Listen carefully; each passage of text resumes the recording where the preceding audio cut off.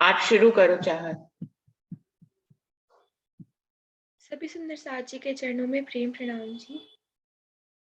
बोलिए श्री प्राणनाथ प्यारे की जय, बोलिए श्री सद्गुरु महाराज की जय।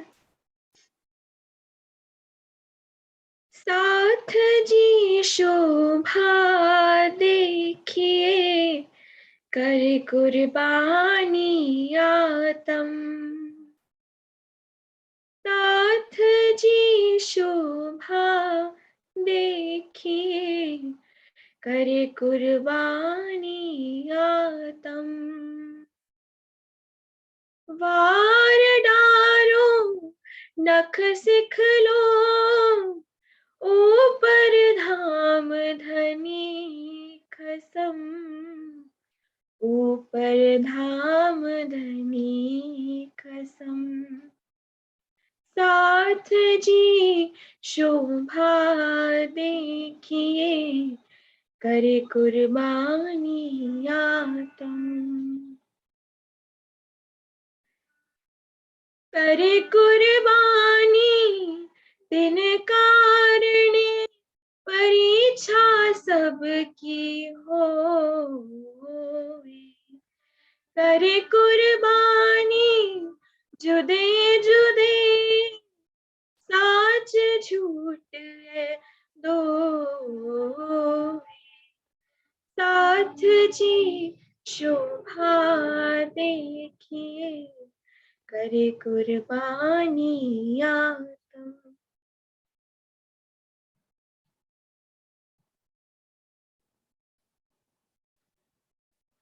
कुर्बानी का नाम सुन, मोमिन सतअंग।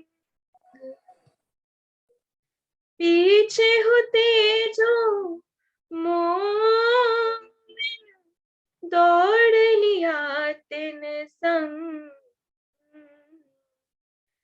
साथ जी शोभा देखिए, करे कुर्बानी आतम। वार डारो नख सिख लो, ऊपर धाम धनी कसम, ऊपर धाम धनी कसम। साथ जी शोभा देखिए, करे कुर्बानी आतम। सूरातन सखियन का, मुख ते कहियो न जाए। महामत कहे सो समिया, निपट निकट पहुँचा। साथ जी शोभा देखिए, करे कुर्बानी आतम। साथ जी शोभा देखिए, करे कुर्बानी आतम। वार डारो नख सिख लो, ऊपर धाम धनी कसम, ऊपर धाम धनी कसम। साथ जी शोभा देखिए, करे कुर्बानी आतम, करे कुर्बानी आतम। बोले श्री प्राणनाथ प्यारे की जय, बोले श्री सद्गुरु महाराज की जय। प्रणाम जी। धन्यवाद चाहत। सुंदर साथ जी शुरू करते हैं, समय हो गया। प्रथम लागू दुई चरण को, धनिये न छुड़ाइयो खीन। लाख तली लालेड़िया, मेरे जीव के ही जीवन। इन पाँव तले पड़ी रहूं। धनी नजर खोलो बातून, पल ना मालूम निरखो नेत्रे, मेरे जीव के ही जीवन, मेरे जीव के ही जीवन। बोलिए श्री प्राणनाथ प्यारे की जय। बोलिए श्री सद्गुरु महाराज की जय।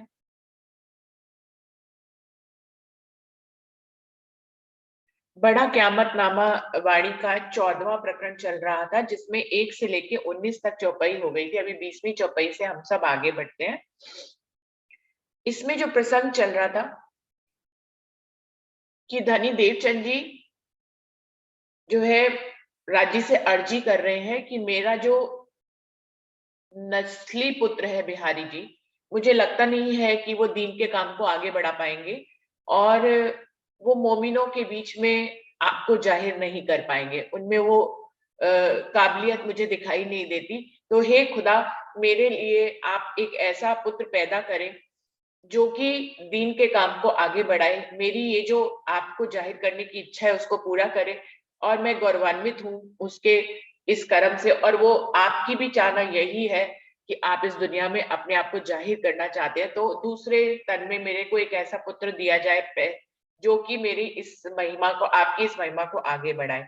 और वो बार बार कहते हैं कि मेरी उम्र तो अब जाने की हो गई है, तन छोड़ने की हो गई है, और ऐसी उम्र में मैं जो है अब आगे काम नहीं कर पाऊंगा। तो मुझे ऐसा पुत्र चाहिए जो इस परंपरा को आगे बढ़ाए। इस बात को वो जाहिरी रूप में ये कहते हैं कि मेरी औरत अब पुत्र पैदा करने के काबिल नहीं है क्योंकि वो बूढ़ी हो गई है। लेकिन ये बात जो है वो ये कहना चाह रहे हैं कि वो अब उनका समय तन छोड़ने का आ गया है और अब धनी की पहचान के लिए उनको एक पुत्र चाहिए।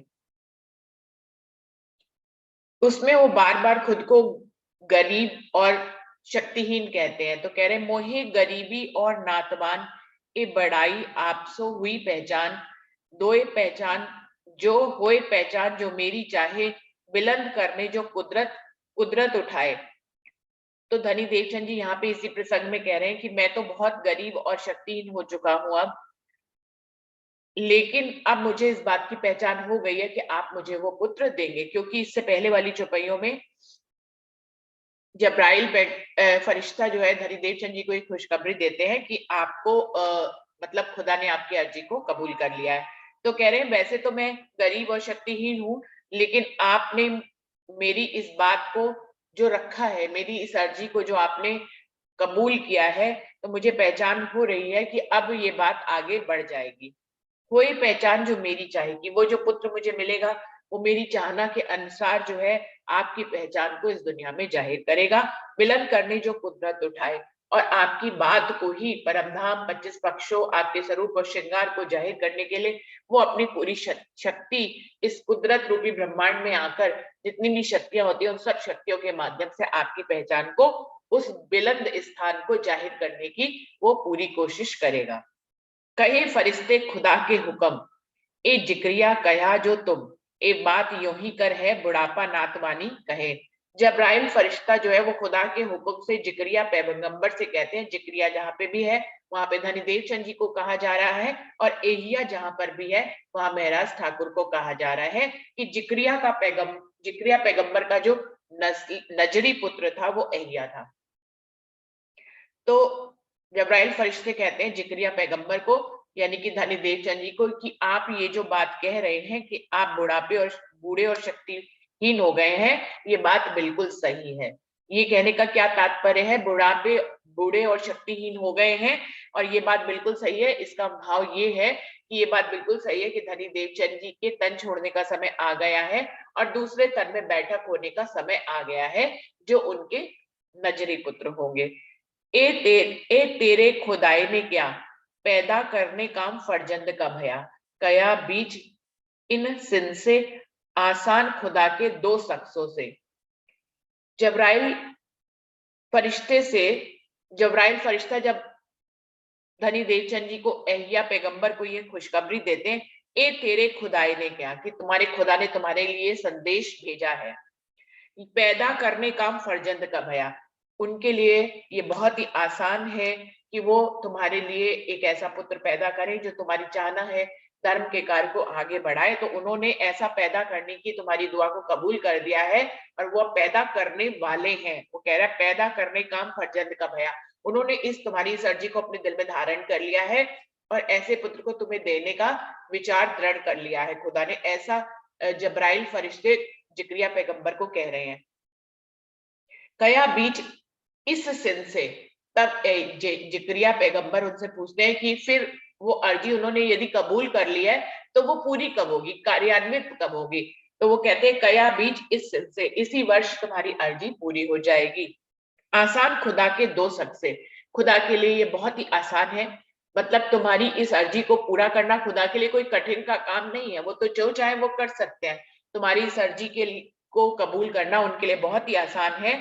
आसान खुदा के दो शख्सों से, वो अपने दोनों स्वरूपों से, यानी कि दो शख्सों का तीसरे स्वरूप में आना जो कि उनका पुत्र बनेगा, नजरी पुत्र।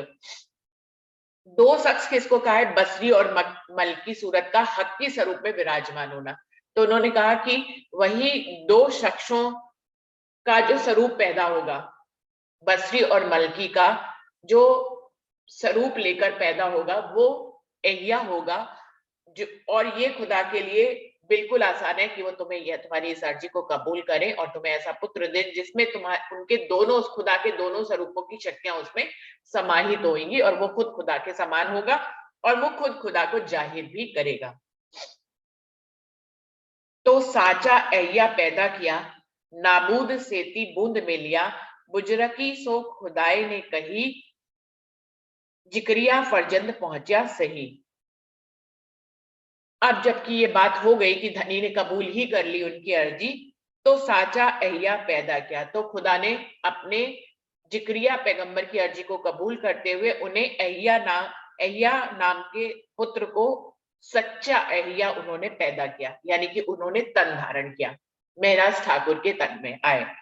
सो साचा एहिया पैदा किया। इस प्रकार खुदा ने महराज ठाकुर को पैदा किया और धनी देवचंद जी की दुआ को कबूल किया। नाबूद सेती बूंद में लिया। इस जो नश्वर तन में महराज ठाकुर के तन में जो आए, उनके अंदर अपनी सारी शक्तियां राजी महाराज ने दी। अपनी पांचों शक्तियों के साथ उनके धाम हृदय में विराजमान हुए, उनके दिल को अर्श किया, सब विद्वतन सहित उनके अंदर विराजमान हो गए। इसको कहा नाबूद सेती बूंद में लिया, यानी कि ये तन जो मिटने वाला था उसको अखंड शक्तियों से सराबोर करके भर कर उन्होंने इस तन को भी अखंड कर दिया। नाबूद सेती बूंद में लिया, मिट जाने वाले तन के अंदर अखंड परमधाम की सभी शक्तियों को विराजमान कर उनको जो है अखंड कर दिया।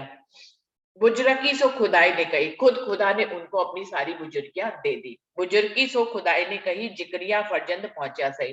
जिक्रिया ने जिस फरजंद की मांग करी थी वो फरजंद पैदा हो गया, उसके अंदर खुदा की सारी शक्तियां आ गई और खुद खुदा ने उसको अपनी जुबान से ही बुजरक कह दिया कि वो मेरा ही स्वरूप है। खुशखबरी सो हुआ खुशाल, पहले ना थी वजूद इन हाल, ए बात जाहिर ना जानी कबे, दूजे फेरे पहुंचे इन मरातबे। वो कह रहे हैं कि धनी देवचंद जी को तो उम्मीद ही नहीं थी कि उनकी ये इच्छा पूरी हो जाएगी। तो जब उनको ये खुशखबरी मिली तो इस खुशखबरी से वो खुशहाल हो गए।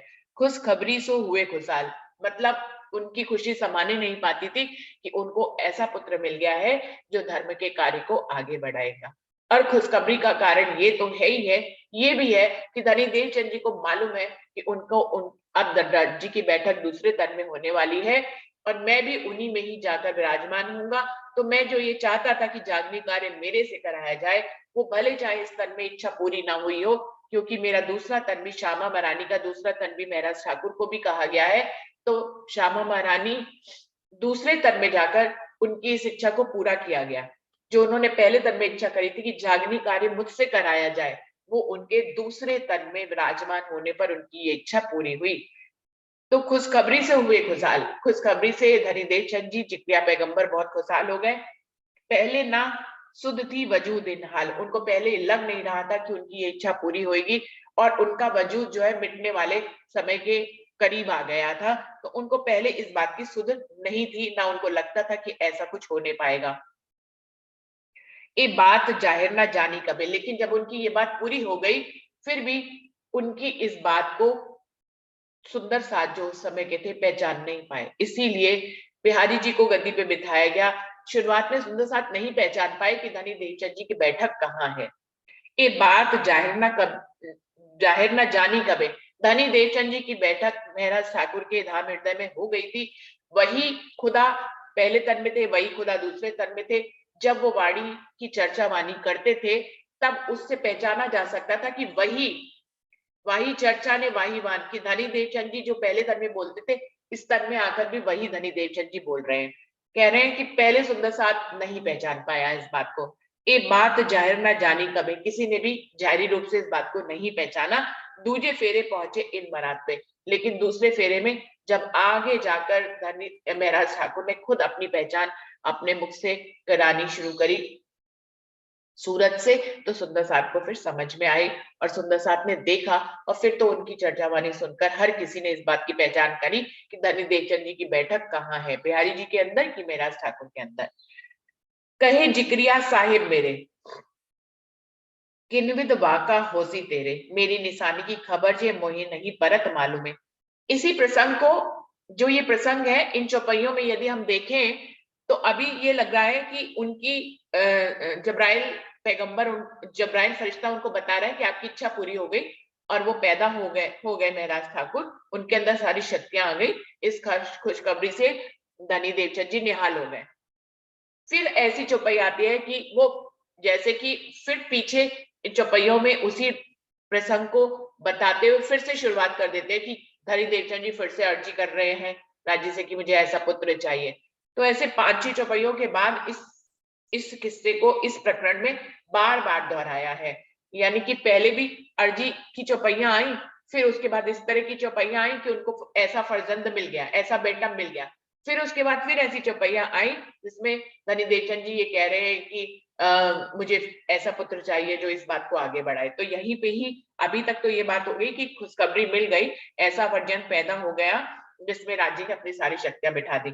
लेकिन अभी 24वीं चौपाई से फिर वहीं से शुरुआत करते हुए क्या कह रहे हैं धनी देवचंद जी, कहे जिक्रिया साहेब मेरे, किनविद वाका होसी तेरे।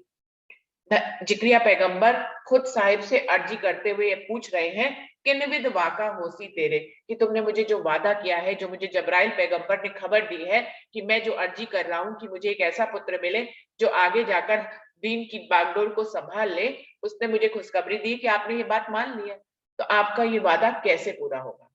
किनविद वाका होसी तेरे, तुमने जो मुझसे वादा कर दिया है उसको पूरा कब करोगे, कैसे पूरा होगा ये, मुझे अभी भी आपसे पूछना है। कहे जिक्रिया साहिब मेरे, जिक्रिया पैगंबर कह रहे हैं, हे खुदा, हे साहिब मेरे, किनविद वाका होसी तेरे, आपने जो वादा किया है वो पूरा कैसे होगा, क्योंकि अभी तक तो कोई आया ही नहीं, ये वादा कैसे पूरा होगा। मेरी निशानी की खबर जे मोही नहीं परख मालूम है, जो मेरी निशानी है, जो मेरा नस्ली पुत्र है बिहारी जी, मुझे तो लगता नहीं है उनको देखकर, मुझे नहीं परख मालूम है, मुझे लगता नहीं है कि मेरी निशानी की कोई आपकी खबर वो इस दुनिया में दे पाएंगे, वो दीन के कार्य की भागदौड़ नहीं संभाल पाएंगे। मुझे उनको देखकर नहीं लगता कि उनके अंदर ऐसी ऐसी प्रतिभा है, ऐसे लक्षण है कि वो आपकी हकीकत को, आपके प्रेम को, आपकी साहिबी को इस दुनिया के बीच में जाहिर करें।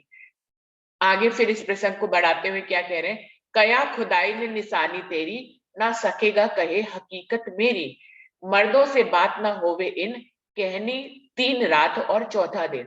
उन्हीं के जवाब में खुद खुदा कहते हैं कि खुदा, कया खुदा ने निशानी तेरी, आगे उनके जवाब में खुदा भी उसी बात का समर्थन कर रहे हैं, राज्य भी उसी बात का समर्थन कर रहे हैं कि तुम्हारी ये जो नस्ली पुत्र बिहारी जी हैं, निशानी जो तुम्हारी इस दुनिया में निशानी है, ना सकेगा कहे हकीकत मेरी, वो निश्चित है, तुम जो सोच रहे हो बिल्कुल सत्य है, वो मेरी हकीकत को इस दुनिया में नहीं कह पाएगा। ना सकेगा कहे हकीकत मेरी, वो मेरी साहिबी, मेरी बुजुर्गी को इस दुनिया में जाहिर नहीं कर पाएगा। मर्दों से बात ना होवे, ये बिहारी जी मर्दों से बात नहीं कर पाएंगे। यहाँ पे क्या तात्पर्य है, मर्द किनको कहा गया है, परमधाम के मोमिनों को कहा गया है। उनके बीच में ही तो राज्य की साहिबी और बुजुर्गी को जाहिर करना है, फिर बाद में पूरे ब्रह्मांड के बीच में जाहिर करना है। तो पहले बात यहाँ पे ब्रह्म सृष्टियों की हो रही है, मर्दों से बात ना होवे। बिहारी जी जो है परम धाम के मोमिनों से बात नहीं कर पाएंगे, और ना ही वो मेरी हकीकत और मेरी बुजुर्गी को दुनिया में जाहिर कर पाएंगे। कहनी 3 रात और चौथा दिन, ये कोई आसान बात थोड़ी ना है कि लैलतुल कद्र के 3 तकरार के बारे में कहना है और परम धाम के बारे में कहना है, और चौथा दिन 3 रात के बाद जो चौथा दिन है जिसमें सब जागृत हो गया है, सूर्य उदय हो गया है, उन चारों के बारे में, इन 3 रात्रि और चौथे दिन के बारे में कहना कोई आसान बात थोड़ी है। बिहारी जी इस काम को पूरा नहीं कर पाएंगे। ये 3 रात और चौथा दिन किसको कहा गया है? ब्रज, रास और धनी देवचंद जी की लीला।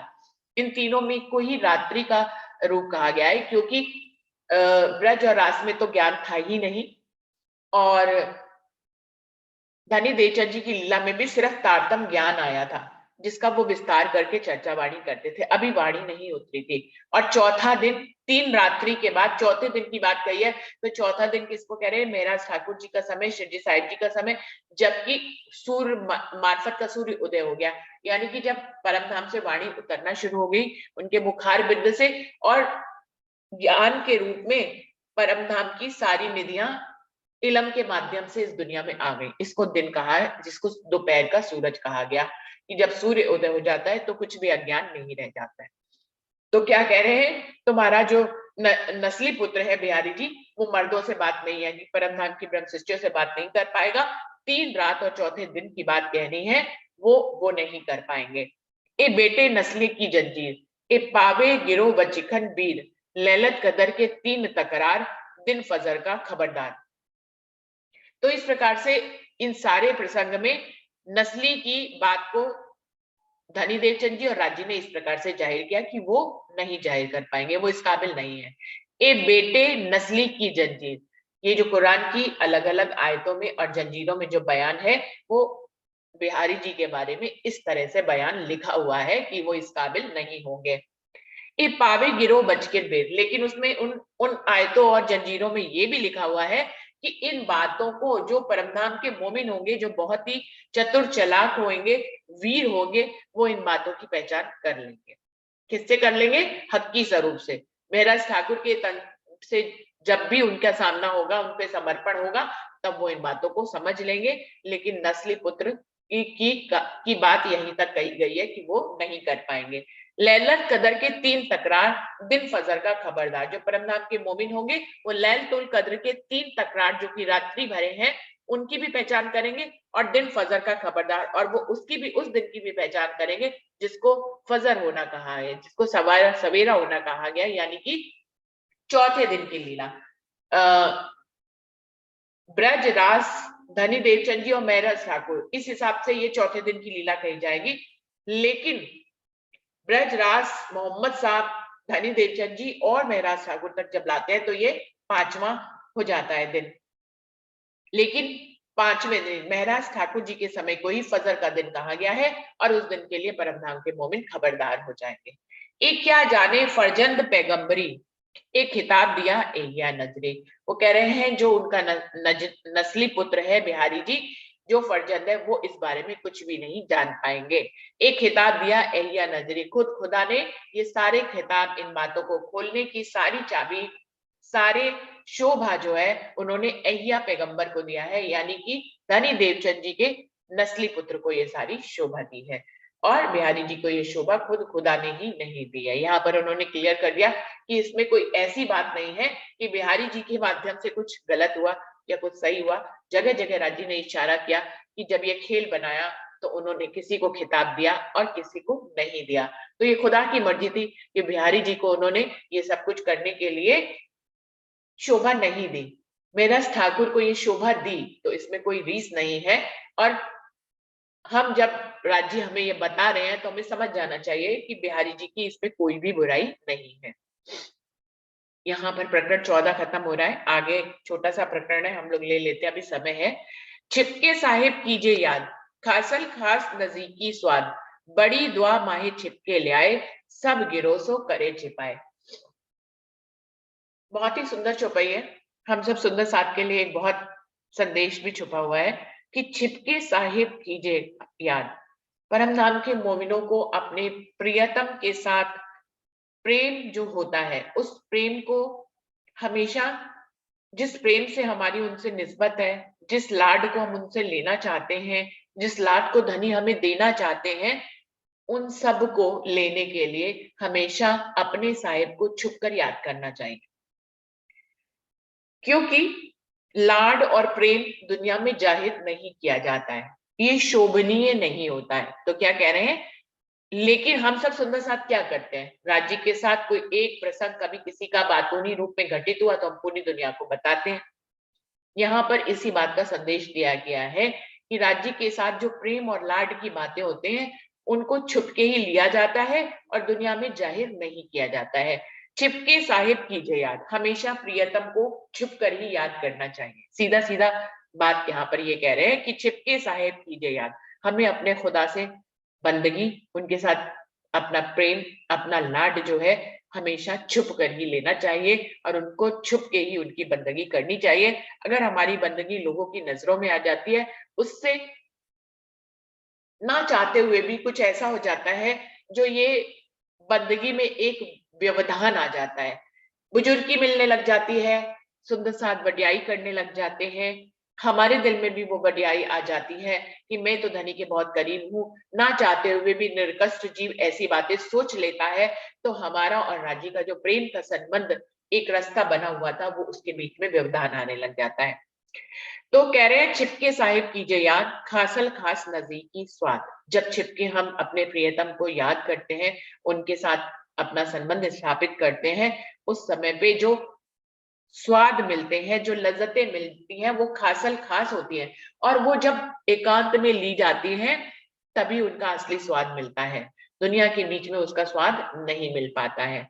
तो खासल खास नजदीकी स्वाद, उस समय जो नजदीकी का स्वाद मिलता है वो अनमोल होता है, वो खास होता है और उसको हमेशा छुप कर ही लेना चाहिए। बड़ी दुआ माही छिपके ले आए, सब गिरोसो करे छिपाए। तो हमें अपनी ये दुआ हमेशा छिप कर ही करनी चाहिए, हमें अपनी बंदगी हमेशा छिप कर ही करनी चाहिए। सब गिरोसो करे छिपाए, और सबसे ही इस बात को छिपा कर रखना चाहिए, करने के बाद भी उसको नहीं बताना चाहिए। तो सब गिरोह से करे छिपाए, सब गिरोह से छिपाने का क्या मतलब है कि हमें जीवों से तो छुपाना ही छुपाना है, ईश्वर सृष्टि से भी छुपाना है, लेकिन जो अपने खासल खास परम धाम के मोमिन है उनसे भी छिपाना है। बहुत बिल्कुल कह दिया कि किसी को ही नहीं बताना, सिर्फ खुदा को ही पता रहे, आपको और खुदा को पता रहे, किसी और को ना पता लगे कि आप ऐसे नजदीकी, खुदा से नजदीकी स्वाद की लज्जतें ले रहे हैं, उनसे प्रेम और लाड की किसी को भी पता नहीं लगना चाहिए। सब गिरोह सो करे छिपाए, सभी गिरोह से छुपा लेना चाहिए। बरस 99 लो सरम, ना करी जाहिर होए के गरम। बरस 99 कही हुरम, सात ईसा के समझियो मरम। एक संदेश तो राजी महाराज ने पहली चौपाई में दे दिया, लेकिन सिर्फ पिछले प्रकरण से ही इसको जोड़ते हुए इस बात को आगे बढ़ा रहे हैं। बरस 99 लो सरम, धनी देवचंद जी अहिया पे जिक्रिया पैगंबर की उम्र जो है, या धनी देवचंद जी की उम्र 99 वर्ष तक कब होगी, जबकि वो दूसरे तन में भी लीला करेंगे। तो 1638 से लेकर सीधे 99 वर्ष कब होते हैं, 1738 से एक साल कम कर ले, यानी कि 1737 तक ये 99 वर्ष होंगे। तो उन्होंने कहा है कि जब मेरी उम्र 99 वर्ष की होगी है, करना करी जाहिर होए के गरब, तब तक धनी देवचंद जी खुद खुदा है, इस बात को जाहिर, ये बात जाहिर नहीं हो पाई। यानी कि श्यामा महारानी की उम्र दोनों तनों को मिलाकर जब 99 वर्ष की हो गई थी, तब तक वो श्यामा महारानी की ही शोभा को प्राप्त थी, वो तन खुदा की महिमा को प्राप्त नहीं हो पाया था। ना करी जाहिर होए के गरम, तब तक जाहिर नहीं हुआ था कि ये खुदा का ही स्वरूप है। ये सुंदर साथ कब के लिए कह रहे हैं, रामनगर तक, जब शिरडी साहिब जी की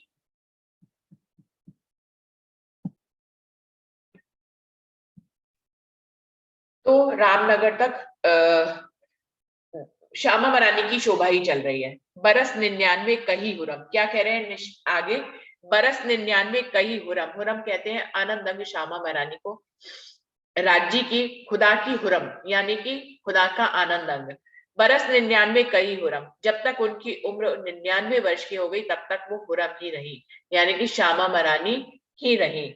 साथ ईसा के समझियो मरम, ईसा रुअल्लाह की महिमा यहाँ तक चलती ही रही, अभी तक उनको खुदा की महिमा नहीं मिली। सो ए ना जनने वाली कही, तलब बेटे की राखे सही, बूढ़ा ईसा आवाज करे, आस्ती आवाज कोई ना दिल धरे। अब ये उस समय की बात कर रहे हैं जब धनी देवचंद जी अपना तन छोड़ने का उनको पता लग गया था कि अब मेरा तन छूटने वाला है और मुझे इंद्रावती के धाम हृदय में विराजमान होना है। लेकिन इंद्रावती महाराज ठाकुर से उनकी 9 वर्ष की जुदाई थी, जो उन्होंने पहले अरब से आते समय उनका प्रणाम ना स्वीकार करके उनसे पर्दा कर लिया था। उसके बाद से 9 वर्ष की जुदाई हो गई, आपस में दो स्वरूप मिले नहीं थे। अब उन्हीं के धाम हृदय में विराजमान होना है तो उनको मनाना है। तो क्या कह रहे हैं, सोएना जनने वाली कही, यानी जब भी ये बात आती है कि वो जनने वाली नहीं है तो उनकी उम्र की बात आती है, उनके तन छोड़ने की बात आती है। धनी देवचंद जी समझ गए कि अब उनका तन छूटने वाला है, अब उनसे कुछ भी और पैदा होने वाला नहीं है, यानी कि अब वो कोई जागनी कार्य आगे नहीं कर सकते। उनकी इच्छा तो थी, जागनी कार्य करने की उनकी इच्छा तो थी, लेकिन उनकी इच्छा उस तन में पूरी नहीं हुई, वो दूसरे तन में पूरी हुई। तो सोए ना जनने वाली कही, तलब बेटे की राखी सही, उनको अपने बेटे की तलब थी कि ऐसा बेटा पैदा हुए जो कि धर्म के कार्य को आगे बढ़ाए। बूढ़ा ईसा आवाज करे, मतलब ईसा रुअल्ला बूढ़े हो चुके थे और अपनी बूढ़ी आवाज में वो ऐसी चाहना कर रहे थे। आस्ती आवाज कोई ना दिल धरे, लेकिन उनकी सुस्त आवाज को, उनकी बुढ़ापे वाली धीमी आवाज को कोई भी दिल में धारण नहीं कर रहा था। ये किस बात के लिए कह रहे हैं कि धनी देवचंद जी जब का समय जब आया था तो बार बार बिहारी जी और बालबाई जी को महाराज ठाकुर को बुलाने के लिए भेजते थे, लेकिन दोनों ही जाते थे तो उतनी बात को क्लियर करके महाराज ठाकुर को नहीं बताते थे कि धनी देवचंद जी अब तुम्हें बार बार याद कर रहे हैं और तुम्हें आ जाना चाहिए। दोनों ने ही तो जुदाई कराई थी, दोनों चाहते भी नहीं थे कि वो दोनों मिले, लेकिन अब धनी देवचंद जी उनको कहते थे बार बार, तो वो उनको बुलाने तो जाते थे लेकिन उनको बात स्पष्ट नहीं करते। तो इसी बात को उन्होंने कहा है कि बूढ़ा ईसा आवाज करे, आस्ती आवाज कोई ना दिल धरे। दोनों ही उनकी बुढ़ापे वाली धीमी आवाज को सुनते नहीं थे और उनकी दिल की था तक वो नहीं पहुंच पाते थे। 5 जल्दे इन मजले पाई, तोलो बात करी छिपाई, जेता कछु कहता पुकार, सुनने वाला ना कोई सरदार। 5 जल्दे इन मजले पाई, जब तक ईसा रुअल्ला श्यामा महारानी की उम्र 99 वर्ष की हो गई, यानी कि रामनगर तक, तो उनको 5 किताबें तब तक उतर चुकी थी। कौन सी? रास, प्रकाश, खटरुती, कलश और सनंद। 5 किताबें उनको, 5 जल्दे इन मजले पाई, जबकि वो 99 वर्ष के हुए इस मंजिल पर पहुंचे, जबकि उन तब तक उनको 5 किताबें उतर चुकी थी। तोलो बात करी छिपाई, यही तो बात कह रहे हैं, तब तक उनको श्यामा रानी की महिमा मिली रही, धनी की महिमा नहीं मिली, जबकि उनके अंदर धनी विराजमान थे, लेकिन उनको शोभा, इस शोभा को धारण नहीं कर पा रहे थे। तो कह रहे हैं तोलो बात करी छिपाई, तब तक श्यामा रानी ही रही, खुदा की बात को छिपा कर ही रखा कि वो खुद खुदा के स्वरूप है। जेता कछु कहता पुकार, सुनने वाला ना कोई सरदार। लेकिन अगर वो ये बात जाहिर करते भी महाराज ठाकुर कि उनके अंदर धनी की खुद स्वयं बैठक है, पर सुनने वाला उस समय कोई सरदार सखी मिली ही नहीं थी जो उनकी इस बात को पहचाने और इसकी पहचान करके उनके कदमों पर ही आगे कदम धर के औरंगजेब से युद्ध करे और अक्षरातीत पूर्ण पारब्रह्म आखिरुल जमा इमाम मेहदी को दुनिया में जाहिर करने। सुनने वाला ना कोई सरदार, परमधाम के मोमिन तो थे उनके साथ, वो सब सूरत से ही उनकी पहचान कर रहे थे, लेकिन कोई सरदार सखी नहीं थी उस समय सुनने के लिए उनकी इस बात को। तो कोई उनको राजा मिल ही नहीं रहा था, वो ढूंढ तो रहे थे ना कि कोई राजा, बीतक के प्रसंगों से हमें मालूम है, चाहे रामनगर में, मंदसौर में, हर जगह वो संदेशा जो पहुंचाते थे वहां के राजाओं को कि वो खुदा की पहचान करें, कि तन के रूप में आए और फिर उनकी इस बात को आगे बढ़ाते हुए औरंगजेब तक ये संदेशा पहुंचाएं। आवाज उनकी थी इन पर चाहे आप कोई लेवे खबर, ये सुनियो दूजी विख्यात दूजे जामे की कहूं बात। वो अपनी आवाज दूसरों तक पहुंचाना चाहते थे, परमधाम के मोमिनों तक पहुंचाना चाहते थे, सरदार सखी को वो ढूंढ ही रहे थे। चाहे आप कोई लेवे खबर, वो चाहते थे कि कोई ऐसा राजा उनको मिले जो उनकी इस खबर को, उनकी पहचान करे, उनकी पहचान करके औरंगजेब तक ये संदेशा पहुंचाए, क्योंकि सारा मुद्दा तो औरंगजेब साकुमार सखी के जागने का है। सकुमार सखी जागेगी तो ब्रह्मांड खत्म होगा, ऐसा धनीदेव चंद जी उनको पहले से ही कह गए थे। तो चाहे आप कोई लेवे खबर, वो चाहते थे कि कोई राजा सामने आए और इस खबर को ले और दूसरों तक पहुंचाए। ये सुनियो दूजी विख्यात दूजे जामे की कहूं बात। महाराजा छत्रसाल जी कह रहे हैं मैंने यहाँ तक की बात आपको बताई है, अब मैं दूसरे जामे की बात आपको बताता हूँ। कया सुनो मेरी परवरदिगार, धोए हाड़ बुढ़ापे नार, खम में मौजूद इंदर बूढ़े हाड़ सुस्त इन पर। धनी देवचंद जी कह रहे हैं हे मेरे परवरदिगार आप सुनिए कि मैं देखने में तो बूढ़ा हो गया हूँ और मेरा शरीर जो है वो जर्जर हो गया है। खम्भ में मौजूद इन घर, मेरी जो रीढ़ की हड्डी है उसी के ऊपर मेरा तन जो है वो टिका हुआ है। बूढ़े हाथ सुस्त इन पर, मैं बूढ़ा हो चुका हूँ और जागनी कार्य के लिए अब सुस्त भी हो गया हूँ। कया होवे वजूद तमाम, इनसे भली भांत होवे काम, जो सिर मेरा हुआ सुपेद, तरफ रोशनी नहीं अचेत। धनी देवचंद जी कह रहे हैं कि मेरा वजूद जो 5 तत्व का है वो खत्म होने को आया है, यानी कि मेरी उम्र खत्म होने को आई है। इनसे भली भांत होवे काम, बरस चाहे मैं 99 वर्ष का हो गया हूं, ये 2 तनों की उम्र को मिलाकर कह रहे हैं रामनगर तक, तो वहां तक की बात कह रहे हैं कि इनमें भली भांत हो, लेकिन इसमें उम्र भले चाहे इतनी हो गई हो लेकिन काम इससे भली भांत हो रहा है। महाराज ठाकुर के तन से ये तो एक बात नहीं, दोनों उम्र को जोड़कर 99 वर्ष तक ला रहे हैं। वैसे तो धनी महाराज ठाकुर की उम्र कुछ ज्यादा नहीं हुई थी, तो इनसे भली बात होवे काम, मैं 99 वर्ष की हो गई हूँ, श्यामा महारानी कह रही है। मैं मेरा वजूद खत्म होने को आया है, फिर भी मेरे से काम अच्छी तरह से हो रहा है, जागनी का कार्य मैं अच्छी तरह से कर रही हूँ। महाराज ठाकुर के तन में श्यामा महारानी अच्छी तरह से जागनी का कार्य कर रही थी। वो कह रहे हैं कया होवे वजूद तमाम, इनसे भली बात होवे काम, लेकिन फिर भी उससे अच्छी तरह से काम हो रहा है। जो सिर मेरा हुआ सफेद, तरफ रोशनी नहीं अचेत, मेरे सर के बाल भले चाहे सफेद हो गए हो, पर परमधाम से जो रोशनी आई है वो मेरे अंदर अभी भी जागृत होकर काम कर रही है, कोई वो अचेत नहीं हो गई है। वो ऐसा नहीं है कि वो रोशनी कहीं छुप गई है और उससे काम नहीं हो पा रहा है। मेरी उम्र भले चाहे जो मर्जी हो, लेकिन मेरे अंदर जो परमधाम की नियामतें आई हैं, जो रोशनी आई है, उससे सारे कार्य अच्छी तरह से हो रहे हैं। अंदर जवानी है रोशन, कहा जो पकड़े अगिन, उसी झलकार थे मकबूल बूढ़े रोशनी ना गए बोल। मेरे अंदर जो है ज्ञान की रोशनी तो जवानी के रूप में ही लहरा रही है। महाराज ठाकुर के तन में तो अभी सब ज्ञान हो ही रहा था, जो जवानी की अवस्था पे ही थे। अंदर जवानी है रोशन, मेरे अंदर तो रोशनी है ही है। कहा जो पकड़े अरगिन, और वो पूरे ब्रह्मांड में ऐसे ही फैल जाएगी जैसे कि घास के ढेर में आग लग जाती है। उस रोशनी से मैं पूरे ब्रह्मांड में रोशनी तो कर ही रही हूँ। उसी झलकार से मकबूल, उसी झलकार को जो परम नाम से नियामतें आई है, मैं सब कुछ यहाँ पर फैला दूंगी और निश्चित कर दूंगी। बूढ़े रोशनी ना गई भूल, देखने में जरूर बूढ़ा हो गया हूँ, 99 वर्ष की उम्र तक पहुंच गया हूँ इस मंजिल तक, पर रोशनी तो कहीं पे भी नहीं गई है। रोशनी तो धनी देवचंद जी का जब तन था तब भी उतनी ही थी, जब महाराज ठाकुर का तन है तो तब भी उतनी ही है। तो कह रहे हैं बूढ़े की रोशनी तो कहीं नहीं गई है, वो उतनी ही है। यहाँ पर आगे इसको और अगले प्रकरण तक इस बात को पहुंचाएंगे। अभी ये 15वां प्रकरण पूरा होता है। सुंदर साथ जी यहीं पे चौपाई को दोहराते हैं क्योंकि समय बिल्कुल खत्म हो रहा है। अंदर जवानी है रोशन, कहा जो पकड़े अगिन, इस ही झलकार थे मकबूल, बूढ़े रोशनी ना गई भूल, बूढ़े रोशनी ना गई भूल। बोलिए श्री प्राणनाथ प्यारे की जय, बोलिए श्री सद्गुरु महाराज की जय, सर्व सुंदर साथ की जय।